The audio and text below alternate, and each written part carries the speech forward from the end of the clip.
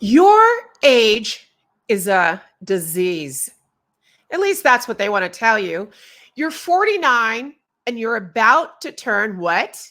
The big 50. What immediately comes to mind when you think of that? If you haven't hit 50 yet. Uh-huh. So if you thought negative thoughts, that's exactly what the world, society, people who are hiring us, people who don't want to do business with us, that is what they think.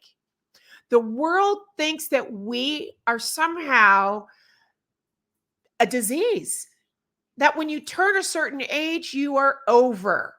And it's absolutely the opposite, especially those of us that are over 50 can tell you. But we feel invisible, undervalued, unheard, and all of that is ageism. You're a superpower. That's what they're not telling you. They are not sharing with you that women in particular over 50 have a $15 trillion buying authority in America alone. So today we're talking about three things, three actions. I want you to grab nuggets from each one of these 3 points. We're going to talk briefly about age being a disease. Not really. Age being our superpower, really? And tips to control the narratives so that you can better control what they say and think about you when you are ready and needing to advocate for yourself. To understand the power you wield and play to your advantage is huge. It's huge. This way, you can advocate, as I said a moment ago, for yourself. So the next time age comes up in a family discussion, in the workplace, on comedy stages, amongst your friends, yeah, you can refute it immediately. Well, I'm Barbara Brooks, and I am your age positive spokesperson, speaker, media guest, content creator, and the entrepreneur behind Second Act Women. And like a good mixtape, I love using that analogy because who didn't love a good mixtape? That's what you will find inside of this podcast, vlogcast. Every week, we talk business, entrepreneurship, careers, life, providing tips and tools for all of it so that you walk away from the broadcast with lots of really great things to take into your life. All right, so point number 1 of 3. Age is a disease. That's what they want to say, right? Remember this? I'm 50.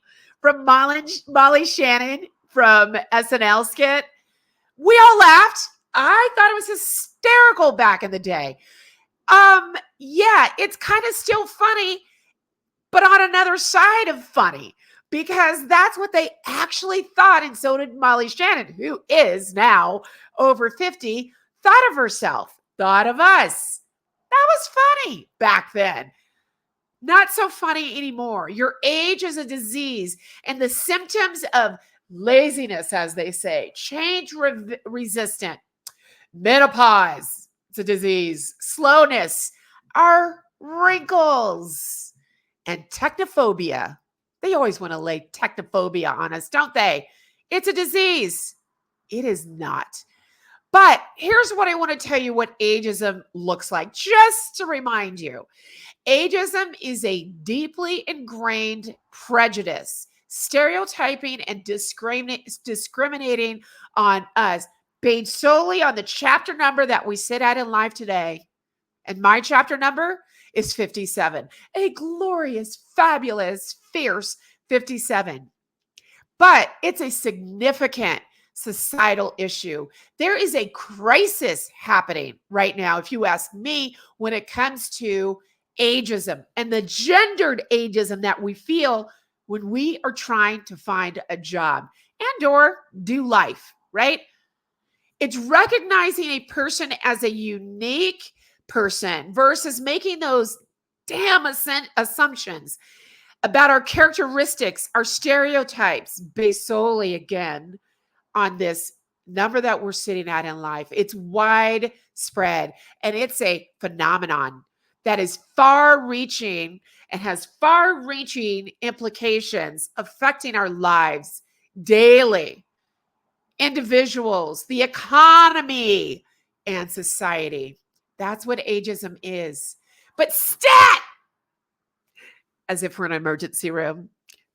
But this time, this stat is a good one you need to know. An insight from AARP says that age discrimination against Americans alone, age 50 plus, cost the U.S. economy, get this, $850 billion with a B dollars in 2018. Can you imagine what that number sits at now after the pandemic, with having so many of us lose our jobs or not be able to get hired, having to take much less positions, which for some is okay. That's what they want. But hello, when we're not taken seriously at the age of 50 plus, whew, it can lead to a lack of innovation, creativity, culture, lower bottom line. That's right, lower bottom line, and a slower economy, as I just said. $850 billion it costs the economy because we're 50, 60, 70? That's craziness. The economic impact of age discrimination found that, and this is a study by AARP, the impact study found that the potential economic contribution, the contribution of the 50 plus age cohort could increase by $3.9 trillion in a no age bias economy. Do you know what that means? That can contribute an additional $30.7 trillion to the GDP by 2050. That's not long. That is not long. And here's the thing. We're all growing older. I mean, we are, but literally the world is growing older. But somehow our age is a disease, so we shouldn't be hired, taken seriously. That is a crisis. It's a crisis happening today, and our age should not define at all who we are. And I know that's what you're thinking. I know many of you already feel that this age and this time in life is beautiful. But sadly, there are some of us that don't feel it. But the truth is, it's a superpower, and it doesn't define us. Let's take a moment. For those of you that are watching, watch this beautiful video from United Nations. It's called Age Doesn't Define Us. It's a minute and a half and well worth the watch.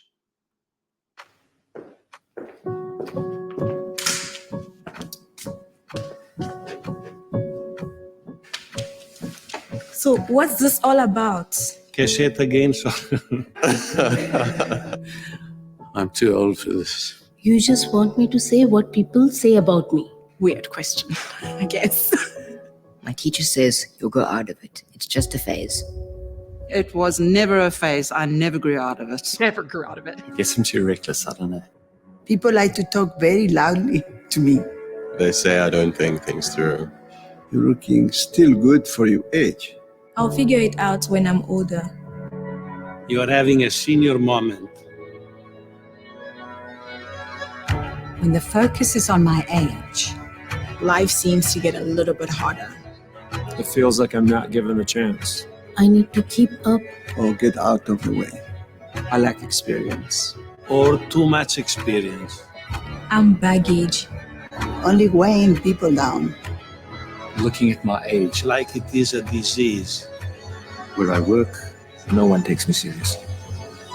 it makes me feel powerless. And it hurts. When people see only my age.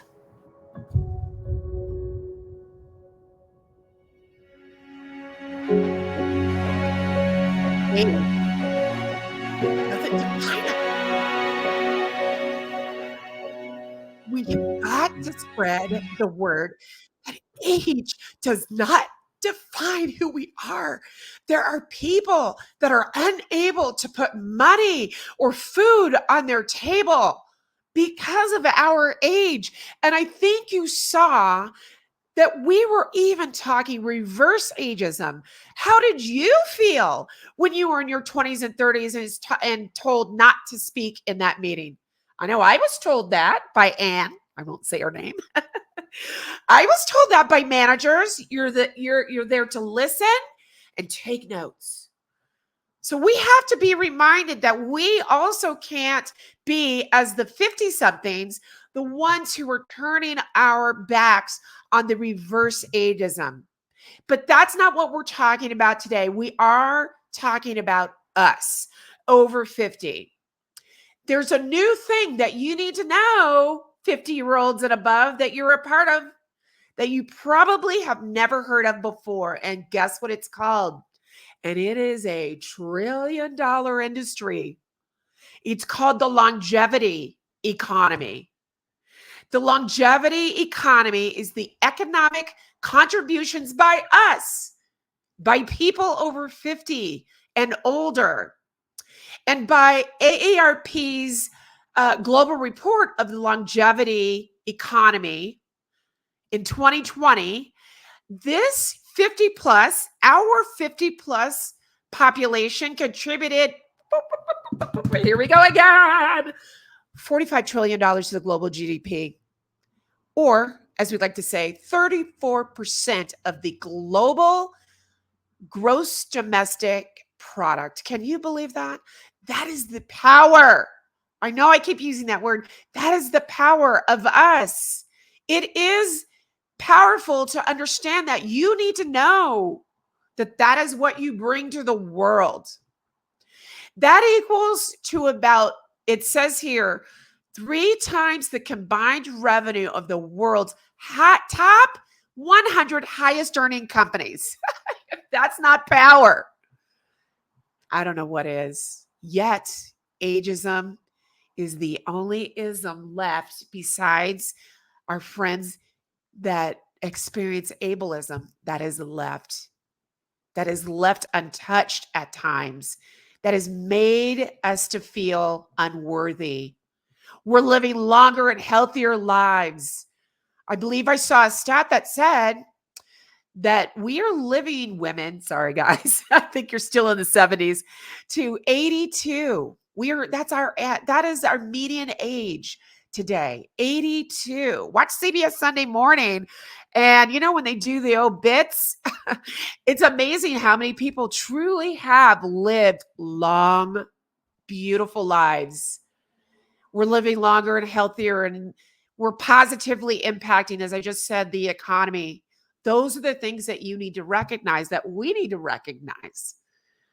The number of people 50 plus will continue to grow over the next decade by 19 million people versus only 6 million for the 18 to 49 population. Yet, we're made to feel we're too old. We're being put out to pasture, or told we should be, because people like me and others in my community of SecondAct women, we're not standing by letting that happen, and nor should you. So number 3 is we've got to take control of the narrative. If no one else is doing the work, we've got to do the work. We've got to put in the good fight and take control and refute the stereotypes that they've placed on us. It's up to us, women and men over 40, 50, 60 plus, and also really everyone. Because again, we've all experienced a reverse ageism. It's up to us to make the shift in dynamics so that we are better seen, we are heard, we are valued, we are hired, and hired for the dollars that we are worth. So refuting those stereotypes outwardly, but also internally, because it's imposter syndrome and some other things, that comes into play. is we've got to do that among our family, our friends, our coworkers, one-on-one meetings, interview. If you're being interviewed, you definitely need to refute it. If you're interviewing with a business to do that big sponsorship deal with, or if you're interviewing to land that next job because you're swiveling careers, or you're just simply trying to move over laterally or above inside of that company. You got to refute the stereotypes if you're over, especially over 50, but let's say 40, regardless, right? Well, I will tell you, they say tech starts at 35 for ageism for women. Boom, there's that. So here's what you have to understand, that as a human over 40, 50, 60, these are the things I want you to refute, because they're going to say that we're lazy. Number one is we're lazy and aren't resourceful. Well, do your homework. You will find that we have learned to be sufficient and resourceful. Gen X boomers in particular, think about our lives and what we had to learn over the course of time. Well, we've all learning, right? But specifically us as what's called digital immigrants. Google it. It's a thing. That we can't think as clearly. Are you kidding me? Oh my gosh, if I would have thought this clearly back in the day, and I wasn't into drugs and alcohol in college, but I sure did have my ADHD at play. And I've been, soaking it all up and learning what I wanted, what I needed to learn then. My GPA would have been higher than it was. It wasn't bad, but it would have been higher. Yes, we can think clearly, because guess what? We have what's called built up knowledge, called crystallized intelligence. Crystallized intelligence. We have crystallized intelligence, which refers to the accumulation of knowledge, facts, and skills that are only acquired throughout life. And if you're 40, 50, 60, 70, can you imagine how crystallized your intelligence is? And the thing is, it only improves with age, right? Because we're always growing and learning. So next time you go into a meeting, go into that meeting showing off your brain power. That we don't adapt to change? Are you kidding me? Studies have said that we're more open and apt to change and accept change by others, within others, more than our younger counterparts. We, have demonstrated times and time again how many times we've pivoted, we've swiveled in our careers, in our lives, in our businesses. We're definitely adaptable to change. Another one is that you can't start a company, or you can't switch careers entirely. No. Google the term portfolio careers. You've heard me say this many times before. Many of us actually want to have several careers. Sometimes they don't even have anything to do with each other. But the idea that we can't start a company when research says that more women over 40 today are not only launching companies, we are launching successful companies than ever before. Did you know Canva is a unicorn? Started by a woman. Now, I use it as an example. She was 30-something when she started it, but regardless. I always like to say, I love for people to know that Canva is a woman-owned company. Anywho, yes, you can start a company at any age, and it's even better if you're going to over 40 because of what? The crystallized intelligence, the adaptable to change, the resourcefulness to find and get things done. But also because we're not really afraid of tech. The idea that we have tech phobia, nope, we don't have it. We are digital immigrants. Think about Pac-Man. Think about Pong. Think about Nintendo. All those. I was playing Game Boy, football Game Boy in the 6th grade on my little Game Boy. 6th grade. That was the 70s. Technophobia. 50-year-olds, here's a stat for you. 50-plussers are not only are we digital immigrants, but 50 plusers own more devices and or the same devices, I should say. Okay, let me back up. Woo, woo, woo, woo, woo. Technophobia is not a thing. We don't have it. And if you do, you got to learn. You got to get over it. You got to get through it. You got to get rid of those Yahoo, AOL.com accounts, by the way. That says that you're old. We're not. But that's what it says to people. But 50 plusers own devices at the same rate as people 18 to 49. Google it. It's true. Smartphones, smart devices, smart TVs, Alexa. Oops.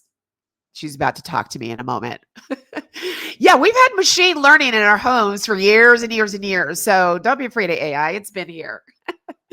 Make sure that, again, you get rid of those other email addresses and you add Gmail, because if you're looking for a job and they see Yahoo or MSN or AOL especially come up, nope, you're not with the times according to them.